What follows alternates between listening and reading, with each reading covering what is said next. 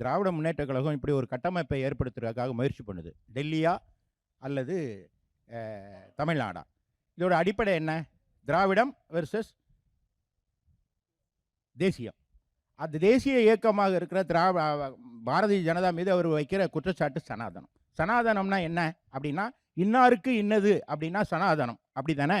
அப்படின்னா ஏன் முதலமைச்சர் பதவி மட்டும் உங்க குடும்பத்திற்கு? அப்படின்னா அது திராவிட சனாதனமா என்று கேட்கிறேன்.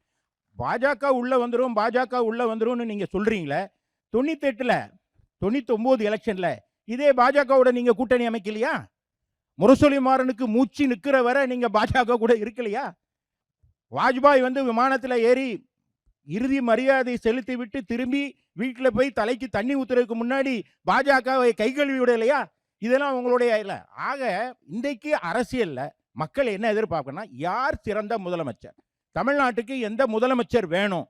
ஸ்டாலின் வேணுமா, எடப்பாடியார் வேணுமா அப்படின்னு பார்க்கும்போது எடப்பாடியார் செய்த சாதனைகள் பட்டியலிடப்படுகிறேன். ஒரு நல்ல அரசாங்கம் எப்படி இருக்கணும்னா, வெல்ஃபேர் கவர்மெண்ட் எப்படி இருக்கணும்னா, நான் இருக்கேன், நான் வீட்டில் இருந்து கிளம்பி போறேன், வீட்டில் இருந்து வெளியே போய் திரும்பும்போது என் வீடு பத்திரமா இருக்கணும், வீடு கொள்ளையடிக்கப்படாமல் இருக்கணும், இல்லைன்னா வீடு அபகரிக்கப்படாமல் இருக்கணும், வேலைக்கு போகும்போது அங்கே தொழில் அமைதி இருக்கணும், நான் நல்ல போக்குவரத்து வசதி இருக்கணும், நல்ல சாலை இருக்கணும், மின்சாரம் இருக்கணும், பாதுகாப்பு இருக்கணும், வீட்டில் இருக்க பெண்களுக்கு பாதுகாப்பு இருக்கணும், வேலைக்கு போறவங்களுக்கு பாதுகாப்பு இருக்கணும், எங்கும் என்னுடைய சுயமரியாதை பாதிக்கப்பட்டு விடக்கூடாது.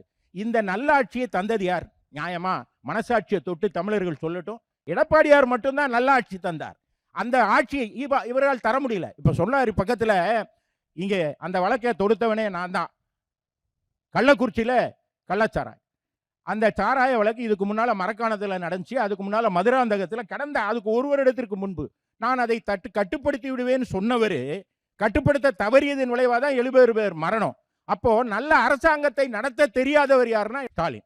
ஆனா இப்போ ஒரு புதுசா ஒரு கட்டமைப்பு பண்றாங்க. திராவிட முன்னேற்ற கழகம் மோசமானது, ஆனா ஸ்டாலின் நல்லவர் என்று ஒரு மோசமான கட்டமைப்பை ஒன்று உருவாக்க பார்க்கறாங்க. நான் என்ன சொல்றேன், ஒரு மோசமானவருக்கு தலைவராக இருக்கிறவர் மட்டும் எப்படி யோக்கியராக இருப்பாரு? அவர்களை கட்டுப்படுத்த தவறுகிறவர் எப்படி யோக்கியமா இருக்க முடியும்? ஒரு நல்ல அரசாங்கத்தை நடத்துகிறவர் முழு கண்ட்ரோல்ல வைத்திருக்கணும். ஒரு அரசாங்கத்தை கண்ட்ரோல்ல இருக்கணும். தவறுகள் நடைபெறும். அதிமுக அரசியல் சில தவறுகள் நடந்தது உண்மை. ஆனால் உடனடியாக இப்ப பொள்ளாச்சி அதை சிபிஐக்கு கொடுத்தவர் யாரு? எடப்பாடியார். தூத்துக்குடி சிபிஐக்கு கொடுத்தது யாரு? எடப்பாடியார். அங்கு விசாரணை கமிஷன் அமைத்தது யாரு? எடப்பாடியார். ஆனா அண்ணா பல்கலைக்கழகத்தில் நடக்கும் போது நீங்க சிபிஐக்கு கொடுங்கன்னா கொடுக்கலையே. நீதிமன்றம் தானே தலையிட்டுச்சு, அதிமுக தானே போராடிச்சு. அதுபோல மடப்புறம் அஜித்குமார் அடித்து கொல்லப்பட்டார். அப்பாவி, அந்த ரத்தம் இன்னைக்கு நியாயம் கேட்காதா?